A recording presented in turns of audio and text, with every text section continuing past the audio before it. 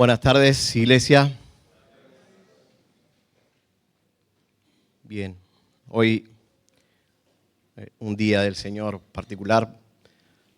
Vamos a tomar la Santa Cena y eso es un medio de gracia que nosotros tenemos como iglesia. Bien, les invito a abrir sus Biblias en Éxodo capítulo 20. Esta es la última vez que se los voy a decir porque este es el último de los mandamientos. Ya con este sermón quedaría cubierta toda la serie. Hoy abordaremos el último, es decir, el décimo de la ley moral de Dios. Así que vamos a orar una vez más para que el Señor nos guíe. Padre amado, te damos muchas gracias por este inmerecido privilegio que nosotros hoy tenemos de congregarnos, de escuchar tu voz, Señor, y participar de tu cena, Padre. Señor, utiliza mi debilidad, fortaléceme para que solo tu nombre sea exaltado y tu palabra, Señor. Te lo pedimos en el nombre de Cristo Jesús. Amén. Bien, estamos en la recta final, el último de los mandamientos. Habíamos dicho que estamos en la segunda tabla, en la segunda parte, por así decirlo. Y estos mandamientos recordamos que fueron escritos con el dedo de Dios en tablas de piedra. El pueblo de Israel había salido hacía 3 meses de Egipto. Habían sido libertados por Dios con mano poderosa por medio del Señor. Habían sido libertados del yugo de Faraón. Y ahora Él quería que ellos sean un pueblo apartado, santo, especial, y que tenían que ser diferente al resto de los pueblos, diferente al resto de las naciones. Y para eso el Señor les da las coordenadas, por así decirlo, les da su ley. Y al darle su ley, les estaba diciendo, yo soy de esta manera, este es mi carácter, esta es mi voluntad para ustedes, esta es la manera en que yo anhelo que mi pueblo camine. Y les da los 10 mandamientos. Así que vamos a bosquejar nuestro sermón. Esta vez vamos a tener solo 2 puntos. En primer lugar, la letra y el espíritu dentro del mandamiento. Y lo segundo a considerar van a ser algunas implicaciones que este mandamiento tiene para nosotros hoy. Así que comencemos por la letra y el espíritu dentro del mandamiento. Y dijimos que la segunda parte de la ley, los mandamientos del 5 al 10 estaban dirigidos al prójimo. Eran mandamientos donde se les ordenaba al pueblo lo que debía o no debía hacer. Por ejemplo, honrar a los padres. Ellos debían honrar a su padre y a su madre. Pero después tenemos mandamientos en los que Dios les decía lo que no debían hacer. Como por ejemplo, no matar, no robar, no adulterar, no dar falso testimonio. Pero en todos estos casos eran mandamientos que tenían una manifestación externa. Por lo tanto, si obedecían o si quebrantaban alguno de estos mandamientos, era fácil detectarlos. Justamente porque su manifestación era visible a los ojos de los demás.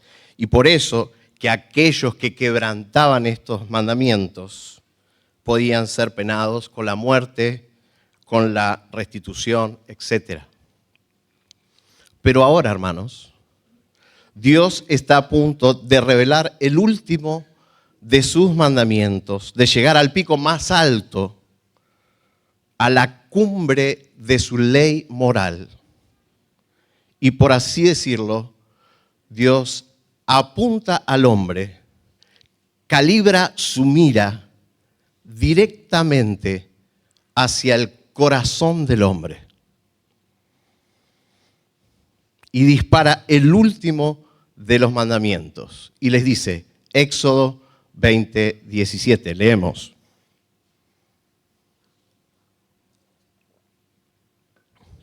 No codiciarás. Y antes de seguir leyendo, porque el versículo no finaliza ahí, vamos a ver qué significan estas dos palabras. No codiciarás. ¿Por qué es el tiro de gracia que el Señor da en la ley moral de Dios? Es decir, este mandamiento deja completamente inhabilitado a todo hombre a poder cumplir la ley. Pero para entender esto tenemos que definir qué es la codicia. ¿Qué es la codicia? La codicia es un deseo, es desear algo, pero ese deseo no es un deseo bueno, no es un deseo sano. Ahora bien, los deseos en sí mismos no son malos, es algo que fue puesto por Dios en el hombre como algo bueno. Es bueno que el hombre tenga deseos como por ejemplo el deseo de formar una familia, de tener una esposa, un esposo, de poder estudiar algo que le agrade, conseguir un buen trabajo. Son todos deseos legítimos y buenos deseos. Desear tener o hacer cosas en sí mismo, eso no es pecaminoso. Al contrario, tener deseos es bueno porque eso nos impulsa a ir en pos de aquello que anhelamos legítimamente. Pero un deseo se transforma en codicia cuando ese deseo, aunque fuese legítimo, pasa a ser desmedido, descontrolado, pasa a ser la meta de mi vida y donde ese deseo me hace perder el gozo. Y donde las motivaciones de mi corazón con ese deseo por obtener algo no son correctas. Y cuando esos deseos aparecen y dominan nuestras emociones y nos quitan el gozo, entonces ese deseo que pudo haber sido legítimo pasa a ser codicia y por lo tanto ahora sí es pecaminoso. La codicia normalmente se manifiesta de dos maneras, comúnmente dos maneras. Cuando lo que deseo es el dinero y las posesiones, de este modo, que domina mis emociones, que quitan el gozo y que pasa a ser la meta de mi vida, ese deseo que es codicia se lo identifica con el nombre de avaricia. Y cuando lo que deseo es algo que no me pertenece, que no es mío, que tiene el otro, mi hermano, mi hermana, el prójimo, que domina mis emociones, me quitan el gozo, entonces eso es codicia y se identifica como envidia. Y eso es pecaminoso. Entonces, la avaricia y la envidia son las maneras más comunes de manifestación de la codicia. El 10º mandamiento, a diferencia del resto de los anteriores, no se centra en acciones. Acá no se centra en acciones, sino en actitudes y deseos del corazón. De todos los mandamientos relacionados con el prójimo, es decir, de la segunda tabla de la ley, este es el único que el prójimo no puede ver. El prójimo no lo puede ver. Es decir, la conducta exterior, cuando yo estoy codiciando, yo puedo controlarla, puedo dominarla, y quien está enfrente mío puede no darse cuenta que yo en ese momento estoy pecando contra él. Yo estoy sintiendo envidia, por ejemplo. Nuestro prójimo no puede ver este pecado. Pero no sucede lo mismo con Dios. Los pensamientos, las intenciones de todo hombre están más allá del alcance humano, sin embargo, no del ojo de Dios. Dios puede ver detrás de las acciones externas, puede leer los pensamientos más íntimos de cada uno de nosotros. Jeremías 17:10 dice, yo, el Señor, escudriño el corazón, pruebo los pensamientos para dar a cada uno según sus caminos, según el fruto de sus obras. Nuestra vida más íntima, que es invisible a todo ser humano, el Señor lo detecta en el mismo instante en que eso sucede en nuestro corazón. Dios es capaz de detectar la menor de nuestras transgresiones cuando ocurren en el corazón.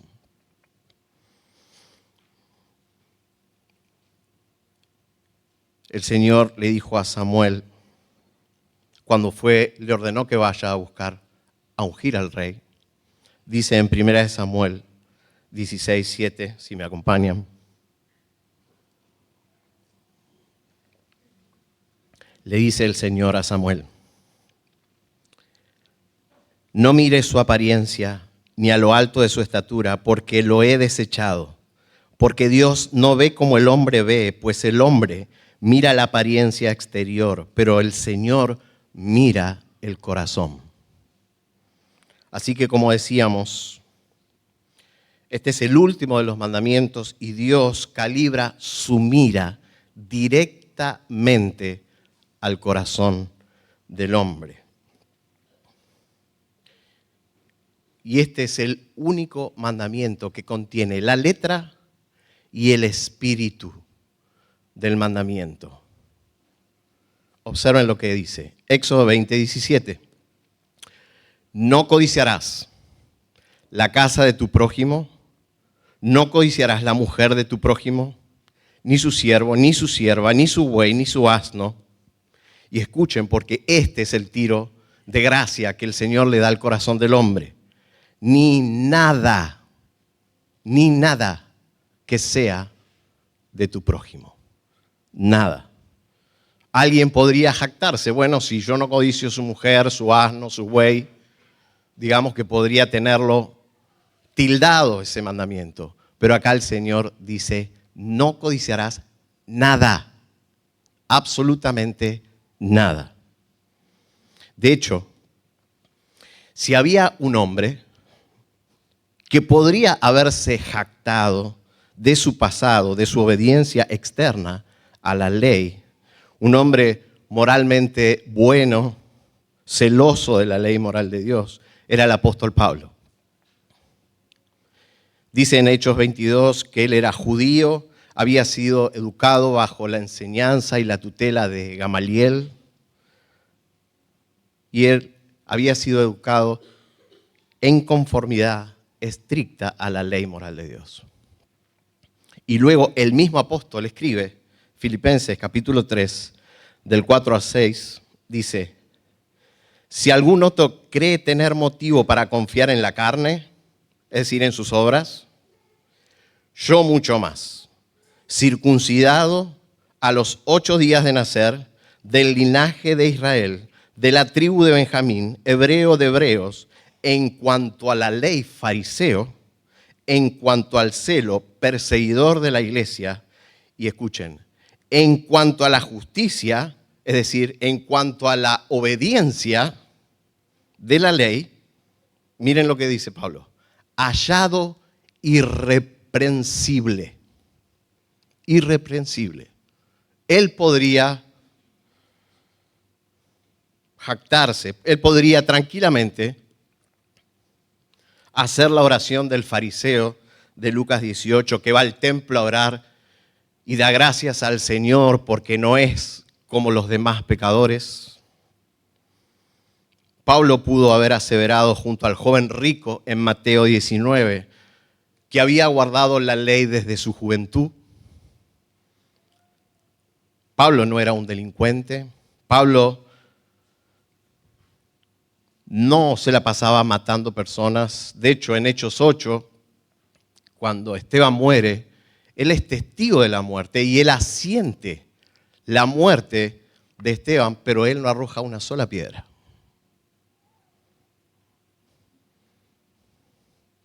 Los fariseos habían hecho de la ley tradiciones de hombres, habían modificado, rebajado las exigencias de la ley justamente para poder jactarse, sin tomar en cuenta la condición interna del corazón. Pablo externamente podría haber sido hallado, como él dice, irreprensible. Pero cuando el Espíritu de Dios camino a Damasco y durante esos 3 días que él estuvo sin ver, el Espíritu de Dios usó la ley moral para mostrarle que sus obras no servían absolutamente para nada. Fíjense, Romanos, capítulo 7, versículos del 7 al 8. Acompáñenme. Es como si dijera Pablo, venía tan bien, ¿por qué tuvo que decir no codiciarás? Venía tan bien, ¿por qué? Dice, yo no hubiera llegado a conocer el pecado si no hubiera sido por medio de la ley. Porque yo no hubiera sabido lo que es la codicia si la ley no hubiera dicho no codiciarás. Pero el pecado, aprovechándose del mandamiento, produjo en mí toda clase de codicia. La ley moral de Dios está justamente con ese propósito, mostrarle a aquellas personas que se creen moralmente buenas, que no andan haciendo maldades, que en realidad a los ojos de Dios es un pecador y necesita de la gracia de Dios para ser salvo. Eso le ocurrió a Pablo, camino a Damasco. ¿Y qué utilizó el Señor? La ley. ¿Y qué mandamiento usó? El 10º. Porque este mandamiento no apuntaba a las obras, apuntaba directamente a su corazón. Basta que la ley le dijera que no codiciara para que despertase en él todo tipo de codicia. Basta que le digas a un niño, no toques ese enchufe, para que despierten en el niño las ganas de querer tocar el enchufe. Dice el teólogo D.L. Moody, el 10º mandamiento prohibía directamente no el acto incorrecto, sino el deseo perverso que provoca el acto. Prohibía el mal pensamiento, el deseo ilícito. Buscaba prevenir no solo el pecado, sino también el deseo de pecar. Ahora bien, ¿cuál era la pena para aquellos que violaban el 10º mandamiento? Bueno, la Biblia no especifica puntualmente un castigo para aquel que quebrantaba este mandamiento. Pero como dijimos, este es un pecado que los demás no pueden ver, entonces se camufla muy bien ante el ojo humano. Así que no había una pena directa por quebrantarlo. Pero la codicia lleva al hombre a violar otros mandamientos. Y la codicia, junto con el orgullo, son la raíz de todos y cada uno de los pecados. Y los demás mandamientos sí eran visibles. O sea, alguien podía codiciar, nadie podía darse cuenta, pero la codicia no se queda quieta. No se queda quieta. Inmediatamente se pone de manifiesto, como vimos, en avaricia, en envidia, en celos. Y esos pecados sí son visibles. La codicia nos puede llevar a violar el primer mandamiento. Miren, hermanos, esta la codicia puede llevar a quebrantar cada uno de los mandamientos. Y vamos a verlo. La codicia nos puede llevar a violar el primer mandamiento, que dice, no tendrás otros dioses delante de mí. Cuando aparte de adorar al único Dios verdadero, codiciamos en nuestro corazón el dinero, las posesiones, las riquezas, como ocurrió en Mateo 19, el joven rico, quien quería heredar la vida eterna, pero no quería desprenderse de las riquezas. La codicia nos está llevando a violar el primer mandamiento. No solo tenemos al Señor, sino que también al lado del Señor tenemos a Mamón, el Dios de las riquezas. La codicia nos lleva a violar el segundo mandamiento que dice, no te harás imagen ni semejanza alguna. Cuando deseamos tener una imagen de Dios a nuestra medida y parecer, como por ejemplo en Éxodo capítulo 32, cuando los israelitas hicieron el becerro de oro, esa escultura, ellos podían manipular, trasladar a Dios, porque ese becerro representaba a ningún otro Dios más que el Señor. Pero ellos se habían hecho una imagen que podían manipular y conforme a su imagen. La codicia puede llevarnos a quebrantar el tercer mandamiento. No tomarás el nombre del Señor tu Dios en vano. Por ejemplo, en 2 de Reyes, capítulo 5, Giezi, el siervo del profeta Eliseo, quien por su avaricia engaña a Naamán, diciéndole que Eliseo necesitaba plata, vestidos, y Naamán accede y le da 2 túnicas, 2 talentos de plata. Giezi lo esconde, se los guarda, y Giezi, como siervo del Señor, había blasfemado el nombre de Dios.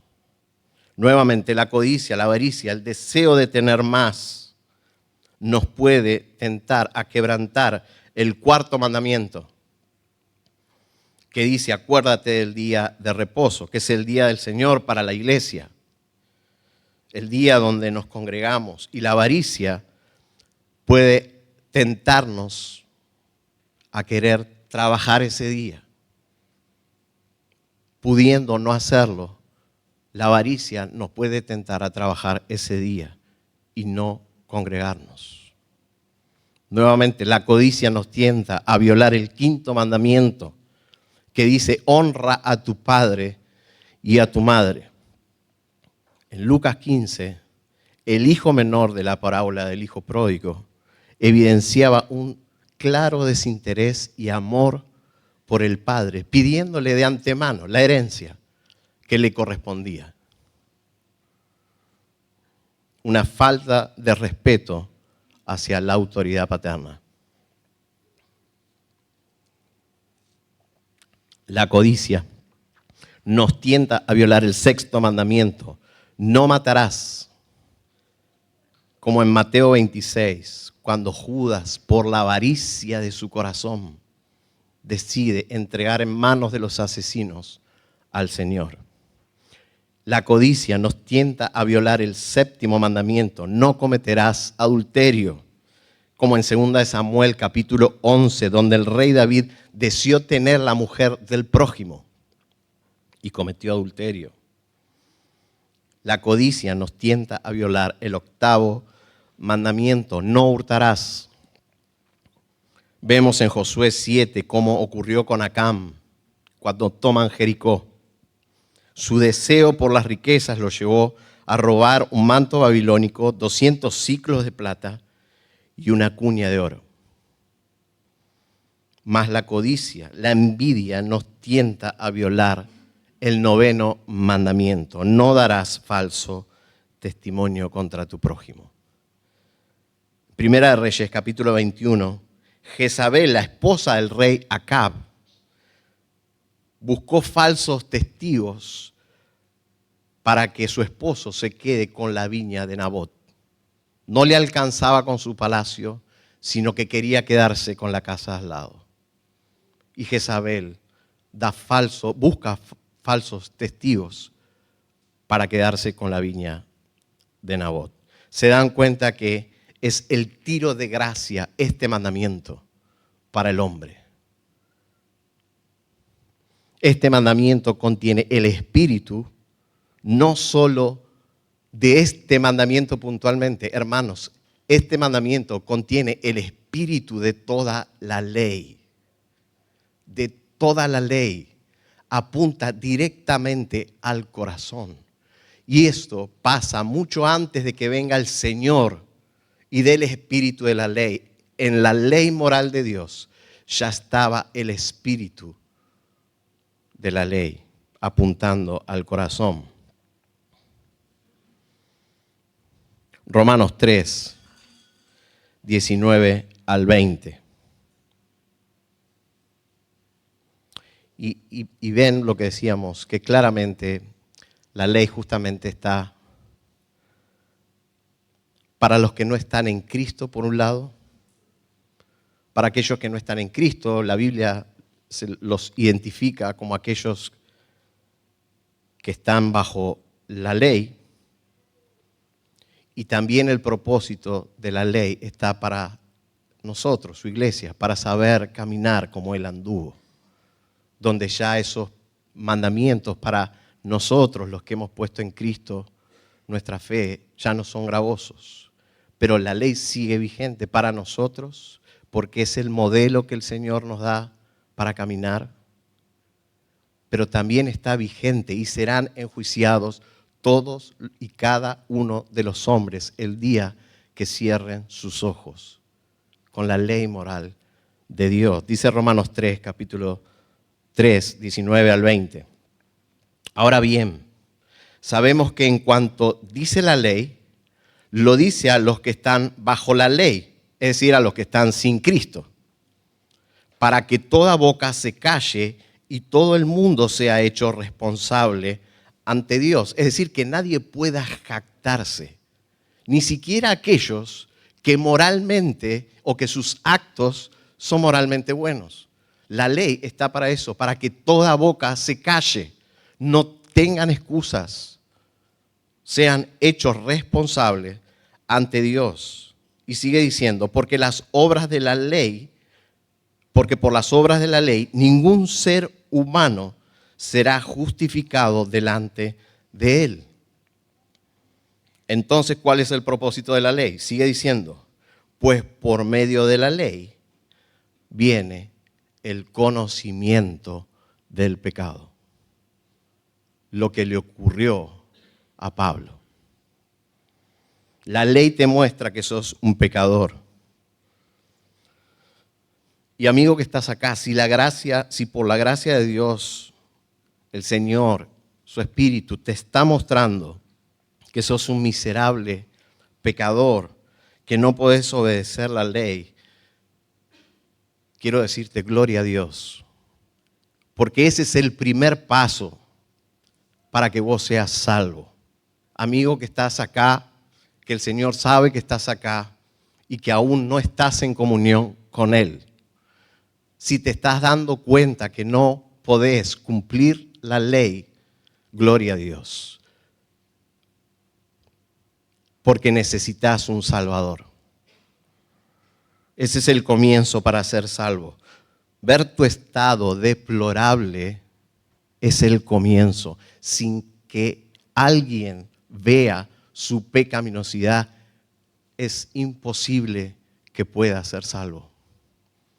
Jesús dijo que Él no vino por los sanos. Él no vino a salvar a alguien que no necesita ser salvado. Él vino a salvar a aquellos que están viendo frente a su ley, que son pecadores, que no tienen alternativa, necesitan un Salvador. En esas condiciones y solo en esas condiciones, entonces podrás apreciar la hermosura de las buenas noticias. Solo entonces y no antes. Y es arrepintiéndote de tus pecados, confiar solamente en Cristo, en su persona y en su obra, quien cumplió este mandamiento y toda la ley. Es Cristo quien nunca codició, nunca deseó otra cosa más que hacer la voluntad de aquel que lo había enviado, de su Padre. Nunca deseó otra cosa, solamente hacer la voluntad de su Padre. Y fue y murió y recibió la ira de todos aquellos que pongan su fe en Él. Él te adjudica por gracia, como un regalo inmerecido, su obediencia perfecta. Y carga con la culpa de todos y cada uno de tus pecados, muriendo en tu lugar para que tengas el perdón. Solo por la fe en Él.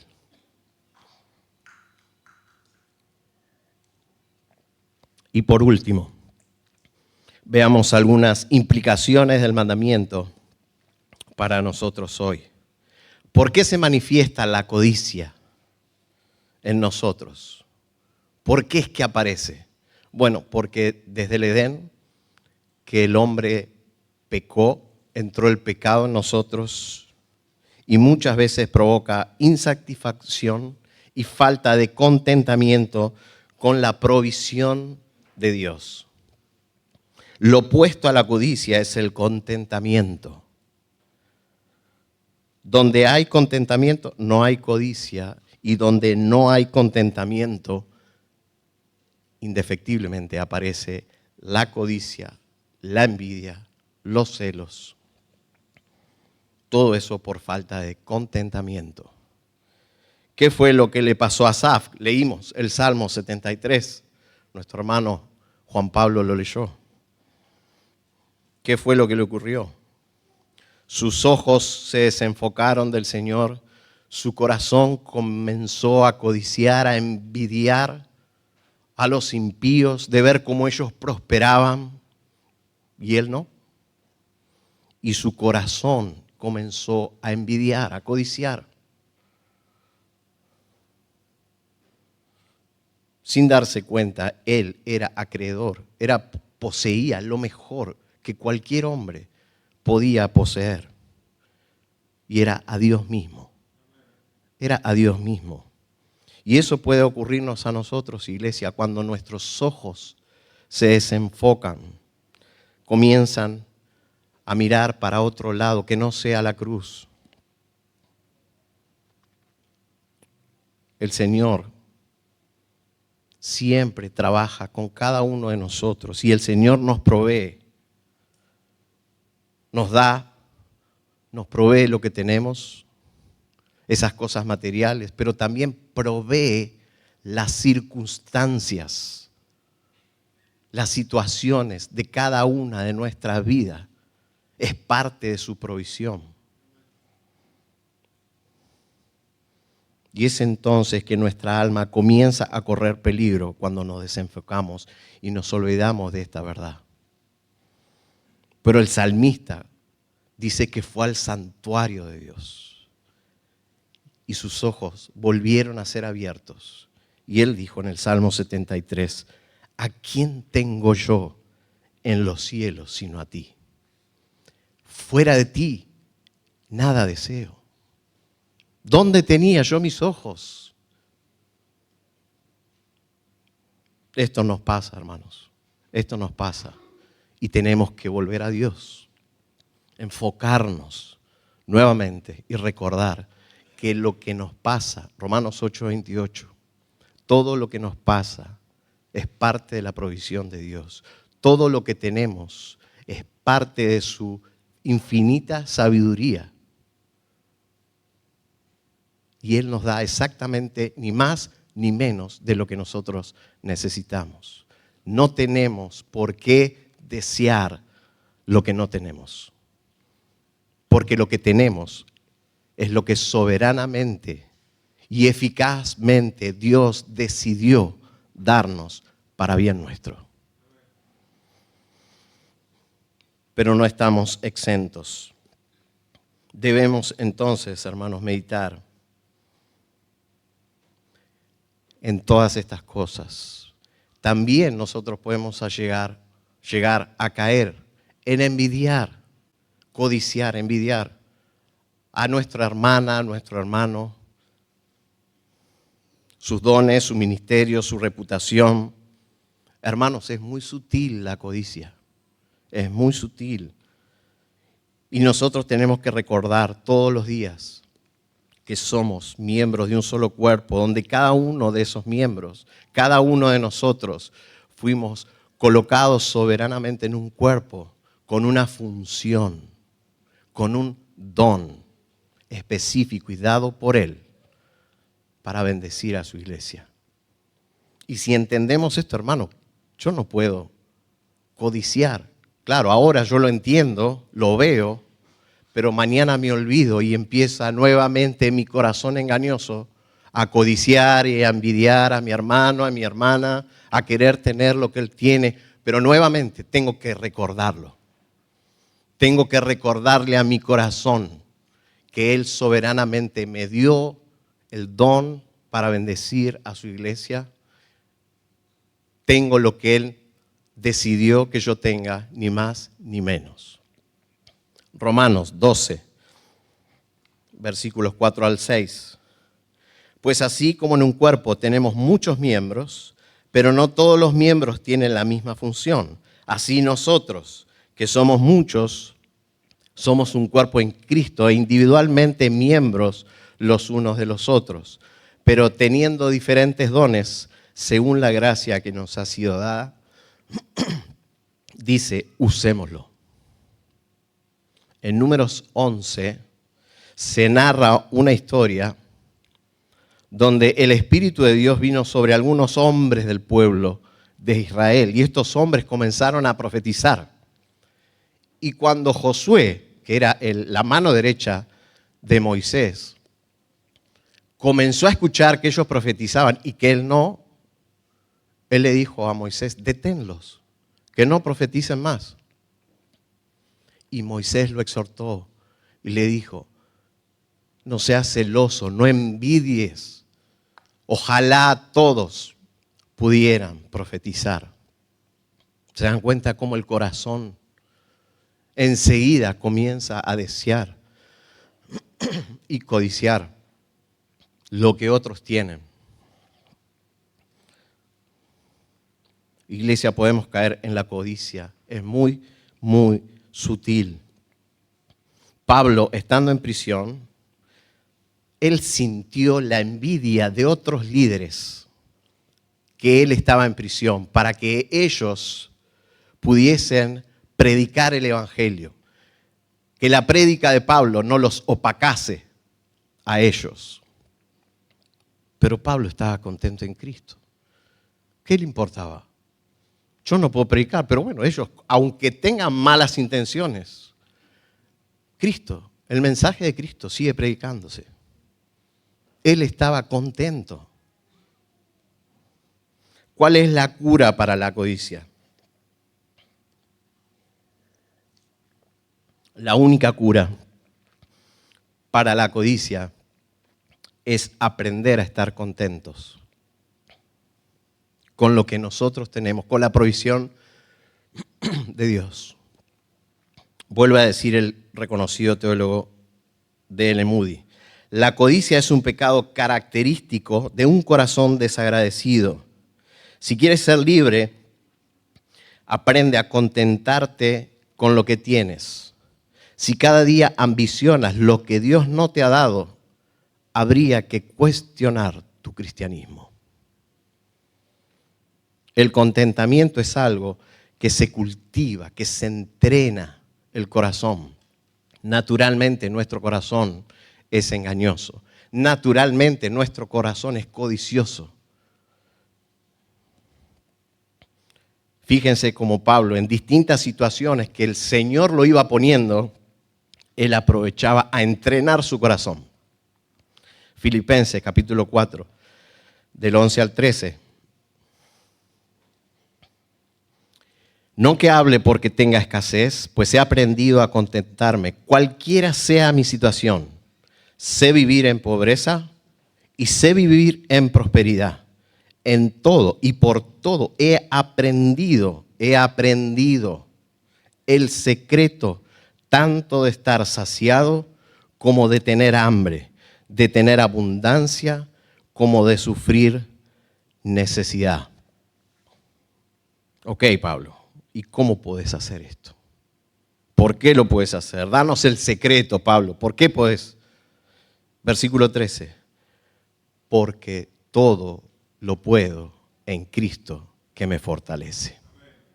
Era Cristo su pasión. Era Cristo su fortaleza. Cristo debe ser nuestro gozo, nuestro contentamiento. Y es posible porque estamos ahora en Él. El Señor mismo es quien nos manda a estar contentos, iglesia. El Señor nos manda, nos ordena a estar contentos. Y por medio de la pluma del apóstol Pablo, dice en 1 Timoteo, capítulo 6, versículos 6 al 10. Lo voy a leer en la traducción viviente. Dice, versículo 6, ahora bien, la verdadera sumisión a Dios es una gran riqueza en sí misma cuando uno está contento con lo que tiene. Versículo 7, después de todo, no trajimos nada cuando vinimos a este mundo, ni tampoco podremos llevarnos nada cuando lo dejemos. Así que, si tenemos suficiente alimento y ropa, estemos contentos. Versículo 9. Pero los que viven con la ambición de hacerse ricos caen en tentación y quedan atrapados por muchos deseos necios y dañinos que los hunden en la ruina y la destrucción. Y versículo 10. Pues el amor al dinero es la raíz de toda clase de mal. Y algunas personas, en su intenso deseo por el dinero, se han desviado de la fe verdadera y se han causado muchas heridas dolorosas. Iglesia, nosotros, los cristianos, debemos ser las personas más gozosas, satisfechas y contentas de todo el planeta, sin sentir la necesidad de tener que buscar lo que Dios no nos dio.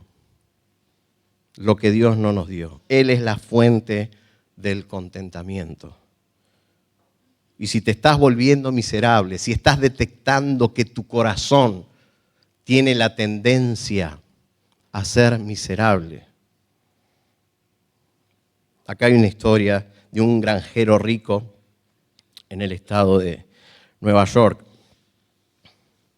Dice que en una oportunidad este granjero, que tenía mucho dinero, era conocido por su avaricia. Todo el pueblo lo conocía a este granjero rico por su tremenda avaricia. Y él lo sabía, pero un día se convirtió. Un día él se convirtió. Comenzó a luchar con la codicia de su corazón a capa y espada. Él cuenta que un día, poco después del año de su conversión, un hombre pobre se presentó en la entrada de su estancia y le contó que se le había quemado toda su casa y todo lo que él tenía, todas sus provisiones, y que había acudido a él en busca de ayuda. Entonces el granjero pensó que iba a ser generoso con este hombre y le daría al hombre un jamón de su ahumadero, un lugar donde él guardaba todas sus patas de cerdo, jamón. Mientras iba de camino a conseguirlo, su codicioso corazón le susurró, dale el más pequeño que tengas. Se debatió entre darle un jamón grande o pequeño, pero finalmente tomó el más grande que pudo él encontrar. Eres un tonto, le susurró el diablo. Si no te quedas quieto, respondió el granjero, le daré todo lo que tengo en el ahumadero. Y así él entrenaba su corazón para que no sea avaro. Naturalmente nuestro corazón es avaro, envidioso, es pecaminoso. Y el Señor nos manda a que justamente que estemos contentos con lo que tenemos, con lo que Él nos da. Porque Él es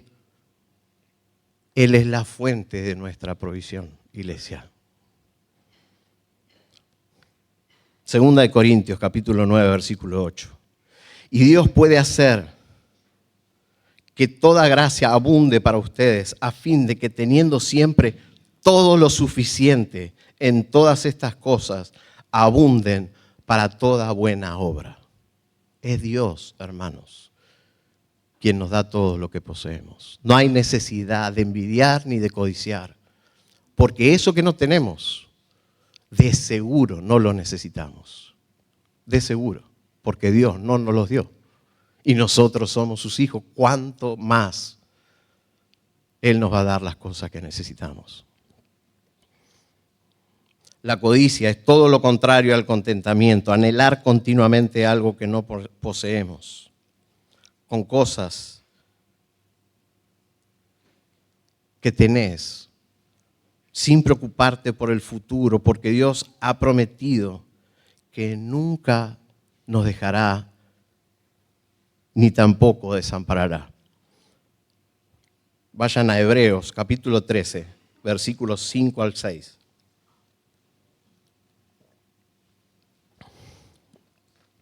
Hebreos, capítulo 13, 5 al 6. Sea el carácter de ustedes sin avaricia, contentos con lo que tienen, porque Él mismo ha dicho, nunca te dejaré ni te desampararé, de manera que decimos confiadamente, el Señor es el que me ayuda, no temeré. ¿Qué podrá hacerme el hombre? Iglesia, ¿dónde están puestos tus ojos? En la escasez, en la enfermedad, en la tribulación. ¿Es Cristo lo que está provocando tu contentamiento? ¿O son las cosas que posees? ¿Qué pasa si mañana Dios decide quitártelas todas? Como lo hizo con Job. Podés decir que Él es la fuente de tu contentamiento, tenga o no tenga. ¿Es tu mayor deseo Cristo? Conocerle más. ¿Es Cristo lo que está por encima de todos tus deseos? ¿Dónde está tu contentamiento? Y esta hermosa alabanza que cantamos hoy es una poesía y creo que está inspirada en el Salmo 73 de Asaf, que es la que cantamos, y creo que es lo que representa, y creo que es no solo una alabanza, sino parte de nuestra oración. Y se las leo. El fin último del hombre es el deleite de tu gloria, oh Señor. Solo en tu presencia hay plenitud de gozo y satisface el corazón. Nada se comparará al valor que hay en ti, tesoro sin igual. Conocerte y ser hallado en ti, Jesús, es en verdad felicidad. Mi engañoso corazón, tras tantas cosas, siempre pronto a divagar. En cisternas rotas busca el agua que solo en tu amor podrá encontrar. Tú me tomas de la mano con paciencia y con bondad, y vuelvo a ver que tú eres mi refugio y mi porción, oh Dios, y estar contigo es mi bien. Todo lo que valoré desvanece ante tus pies, y el día que tu gloria con mis ojos pueda ver, diré, cuán grande eres tú, Señor. En ti completo estoy, el gozo de mi corazón por siempre tuyo soy. Cuán grande eres tú, Señor. En ti completo estoy, por siempre tuyo soy. Y esta es la oración con la que quiero finalizar. Y que fueron las palabras que escribió el salmista. ¿A quién tengo yo en los cielos, sino a ti? Fuera de ti, iglesia, nada, nada debemos desear. Pastor Dardo.